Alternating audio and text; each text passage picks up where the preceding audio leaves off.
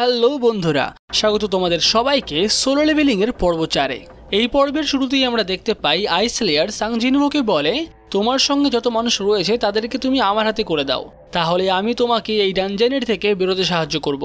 আর তার এরকম অফার শুনে এখন সাং জিনভো থেকে উল্টো প্রশ্ন করে যে তোমরা আসলে কারা, তোমরা থাকোই বা কোথায়, আর তোমরা মানুষদেরকেই বা মারো কেন।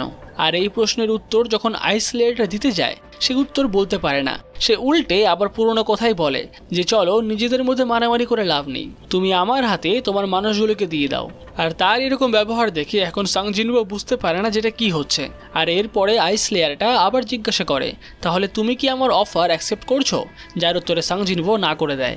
যার পরে আইস লেয়ারটা তাকে বলে, আমার কাছে যতগুলো সৈন্য আছে তত তো তোমরা মানুষও নেই, তোমার কি মনে হয় তোমরা পারবে আমাকে হারাতে?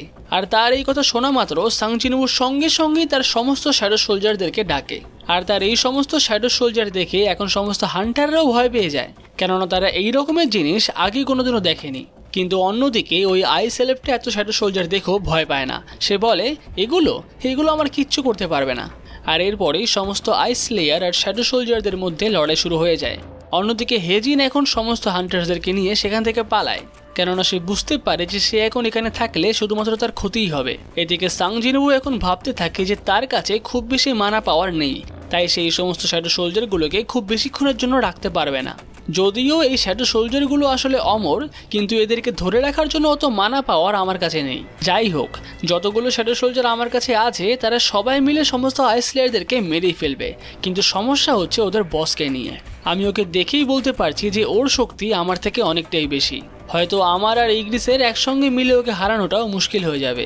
আমার আরও শক্তিশালী একটা শ্যাডো সোলজারের দরকার ছিল। এখন অন্যদিকে আইস লেয়ারদের বস সাং জিনভোর দিকে এগিয়ে আসতে থাকে, আর সে এই সময় নিজের নাম বারোকা জানায়। একই সঙ্গে সে সাং জিনভোকেও তার নাম জিজ্ঞাসা করে। আর এখন সাং জিনভো তার নাম বলার পরেই তার দু হাতে দুটো ড্যাগার নিয়ে সোজা চলে যায় আইস লেয়ারকে অ্যাটাক করতে। কিন্তু তার প্রথম অ্যাটাক আইস লেয়ারের গায়েও লাগে না। তারপরে সে সঙ্গে সঙ্গে আবার অ্যাটাক করতে যায়, কিন্তু সেই বড় সে কিছুই করতে পারে না।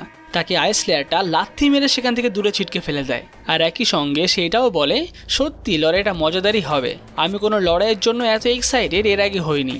এদিকে সাং জিনভো এখন পেছন দিকে পড়ে গেলেও সে সঙ্গে সঙ্গে তার শ্যাডো মেজগুলো দিয়ে আইস লেয়ারের উপর অ্যাটাক করে। আবার একই সময় অন্যদিকে কিমচুল ভাবতে থাকে, ও আচ্ছা, তাহলে এটা সাং জিনভো, এই সাং জিনভোই তার মানে এত কিছু করেছে। এই বলার পরেই সে তার পাশে থাকা তরোয়ালটা হাতে নিয়ে নেয় সাং জিনভোকে মারার জন্য।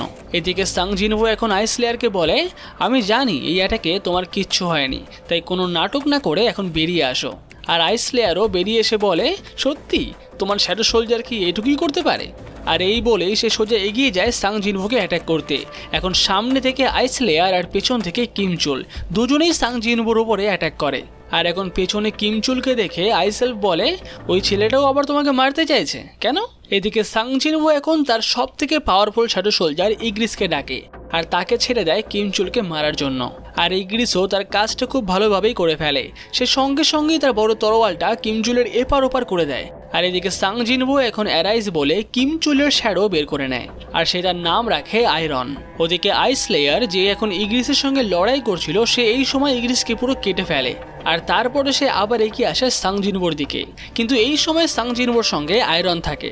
সে তার একটা স্পেশাল স্কিল সাউট অফ প্রভোকেশনের ব্যবহার করে, যাকে দেখে এই সময় আইস লেয়ার বলে, বাহ, আরও একজন জয়েন করলো এই লড়াইয়ে, তাহলে তোমাকেই আমি আগে মারবো। আর এরপরে যখন আয়রন তার উপরে প্রথমবার অ্যাটাক করে, সে আয়রনের অ্যাটাক থেকে খুব সহজেই বেঁচে যায়। আর তারপরেই আইস লেয়ারটা সাং জিনভোকে বলে, তুমি এই সমস্ত সোলজার দিয়ে আমাকে কোনোদিনই মারতে পারবে না। কিন্তু সাং জিনভো এখন বলে, যদি তিনজনই একসঙ্গে থাকে তাহলে? আর তার এরকম লড়াই করা দেখে এই সময় সঙ্গই হেজিনকে জিজ্ঞাসা করে, আচ্ছা, বড় বড় হান্টাররা কি এইভাবেই লড়াই করে? যার উত্তরে হেজিন বলে, যদি এইভাবেই লড়াই করতে হতো তাহলে আমি হয়তো পরীক্ষায় পাশ করতে পারতাম না। আমি এই রকম লড়াই না তো এর আগে কোনোদিনও দেখেছি, না কারো কাছে শুনেছি। অন্যদিকে এই সময় ইগ্রিস, আয়রন, ট্যাঙ্ক এবং সাং জিনভো নিজে ওই আইস এলেফের সঙ্গে লড়াই করতে থাকে। সে তার সমস্ত স্কিল যেমন ব্লিড, প্যারালাইজ এগুলোকেও অ্যাক্টিভেট করে দেয়, কিন্তু এত কিছুর পরেও সে আইস লেয়ারটার খুব একটা কিছু ক্ষতি করতে পারে না। যাই হোক, এই সময় আইস লেয়ারটা তাকে বলে, তাহলে তুমি হার মানবে না? তুমি কতক্ষণ আর এভাবে লড়াই করবে? আর তার এই কথার উত্তরে এই সময় সাং জিনভো বলে, এই সমস্ত ফালতু না বকে তোমার আশেপাশটা একটু দেখো তো। আর এই সময় আইস লেয়ারটা পাশে তাকিয়ে দেখতে পায় যে তার কোনো সোলজারই এখন আর বেঁচে নেই। যেটা দেখে এই সময় ওই আইস লেয়ারটা আরও বেশি রেগে যায় আর এখন সে আবার সোজা জিনভোকে অ্যাটাক করতে আসে। এই সময় জিনভো তার হাতে থাকা ড্যাগারটা তার দিকে ছুঁড়ে মারে, যেটা দেখে আইস লেয়ারটা একটু হাসে আর বলে, তুমি তোমার অস্ত্র ছুঁড়ে মারছো, কি পাগল নাকি তুমি? এদিকে সাং জিনভো সেই অস্ত্রটাকে আবার তার কমান্ডার টাচ স্কিলের সঙ্গে হাতে তুলে নেয়, যেটা দেখে এই সময় আইস লেয়ার খুবই ঘাবড়ে যায়। সে বুঝতে পারে না যে এটা আবার কি ধরনের শক্তি। আর এই সুযোগে জিনভো তার উপরে অ্যাটাক করে তার ড্যাগারটা ভেঙে ফেলে আর আয়রনও এই সময় তাকে পুরো চেপে ধরে ফেলে আর সঙ্গে সঙ্গে তার উপর সমস্ত মেজরা মিলে অ্যাটাক করে। এখন সেই আইস লেয়ারটার জামা কাপড় সব পুড়ে যায়, কিন্তু তবুও সে মরে না। আর এখন সে আরও রেগে যায় আর বলে, তোমাদেরকে তো আমি এক্ষুনি মেরে ফেলবো। কিন্তু তার এই কথাটা পুরো শেষ হওয়ার আগেই সাং জিনভো তার কাছে এসে তার পেট দিয়ে তার ড্যাগারটা ঢুকিয়ে দেয়। কিন্তু এরপরও আইস লেয়ারটা বলে, তুমি কি ভাবছো এতেই আমি মরে যাব? আর এই বলার পরে সে সাং জিনভোকে অ্যাটাক করতে যাবেই এরই মধ্যে আয়রন তাকে পিছন থেকে আবার অ্যাটাক করে আর এখন সেই আইস লেয়ারটা মাটিতে পড়ে যায়। আর সাং জিনভো তাকে বলে, দেখলে আমি যেরকম বলেছিলাম তোমার খেলা শেষ।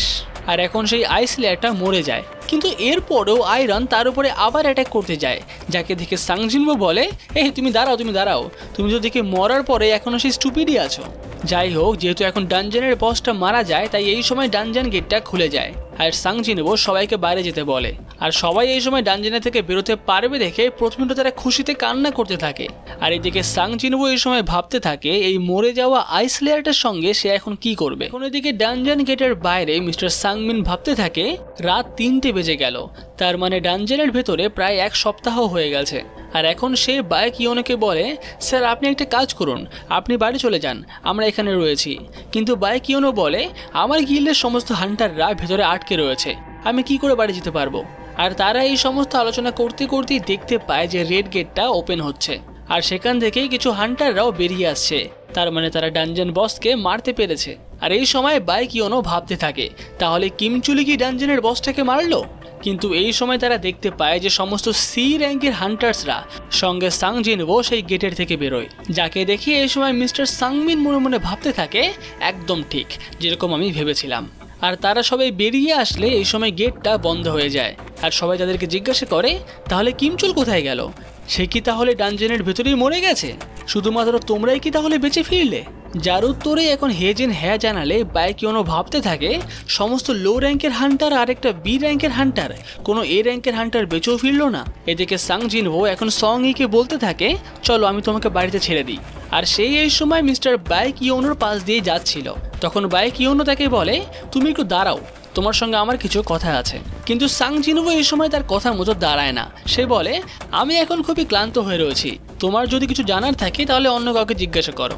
কিন্তু তার এইভাবে কথা বলা দেখে এখন বাই কিওনো বলে, আমি তোমাকে দাঁড়ানোর জন্য রিকোয়েস্ট করছি না, আমি এই গিল্ডের গিল্ড মাস্টার, আমি তোমাকে এখানে দাঁড়াতে বলেছি, তার মানে তুমি দাঁড়াবে, এটা একটা অর্ডার।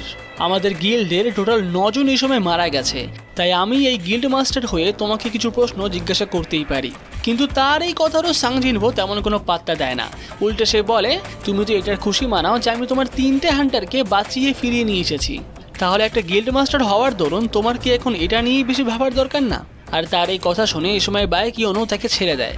আর এরপরে সে বি র্যাঙ্কের মেয়েটা হেজিনের কাছে চলে আসে আর তাকে জিজ্ঞাসা করে সাং জিনভোর ব্যাপারে, যার উত্তরে হেজিন বলে, আমিও কিছু বুঝতে পারলাম না, ডানজনের বসকে ও একাই মারলো, তারপর কি যেন 3বার বলল, আর তারপর থেকেই ওর মুড এরকম হয়ে রয়েছে। আর এখন মিস্টার সাংমিন এসে বাই কিওনোকে বলে, মিস্টার বাই কিওনো আপনি কিছু মনে করবেন না, হয়তো ও এখন একটু ক্লান্ত হয়ে রয়েছে, কিন্তু আসলে ও এরকম না। যার উত্তরে মিস্টার বাই কিওনো বলে, সেটা মেন কথা নয়, তুমি এখনো পর্যন্ত ওকে হায়ার কেন করতে পারোনি আমাদের গিল্ডে, তুমি এটা বলো, তাড়াতাড়ি করো আর যে করেই হোক ওকে আমাদের এই গিল্ডে জয়েন করাও। একই সঙ্গে সে তার মনে মনেই ভাবতে থাকে, এমন একটা ছেলে যে কিনা আমার সামনে দাঁড়িয়ে এইভাবে কথা বলে গেল, ওকে তো যে করেই হোক আমার গিল্ডে নিতেই হবে। আর বাই কিওনোর কথা শুনে এই সময় মিস্টার সাংমিন বলে, ক্ষমা করবেন স্যার, আমি ওকে আমাদের গিল্ডে নেওয়ার পুরোপুরি চেষ্টা করব। কিন্তু বাই কিওনো বলে, চেষ্টা করলে হবে না, তোমার যা যা দরকার তুমি আমাকে বলো, কিন্তু ওকে আমাদের গিল্ডে নিতেই হবে। এইদিকে সাং জিনভো এই সময় গাড়ি চালাতে চালাতে ভাবতে থাকে যে তার থেকে হয়তো আইস লেয়ারটা খুবই বেশি শক্তিশালী ছিল, তাই সে তার শ্যাডো বের করতে পারেনি। কিন্তু শ্যাডো বের করতে না পারলেও সে তার ড্যাগারটা পেয়েছে, যেটা খুবই ভালো।